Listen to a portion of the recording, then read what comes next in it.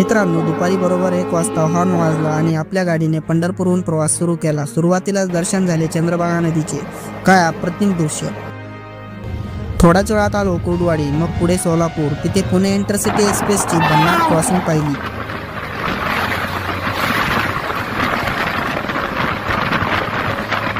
सोलापूर सोडल्यावर तर गाडी एवढ्या वेगात धावत होती की वाटलं राजधानी एक्सप्रेसने चाललो आहोत की काय। प्रवासात वळणे, निसर्गाची मजा, मध्ये चिवडा खाणं आणि कर्नाटकात प्रवेश करताच पावसाचं आगमन। बघत बघत आपण काही ट्रेनला ओव्हरटेक केले आणि बेंगलोरच्या जवळ आलो।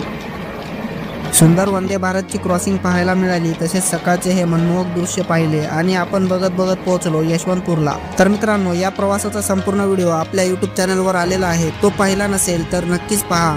आणि ही ट्रेन कोणती आहे हे तुम्हाला समजलं असेल तर कमेंटमध्ये नक्की सांगा। भेटूयात पुढच्या व्हिडिओमध्ये, तोपर्यंत धन्यवाद।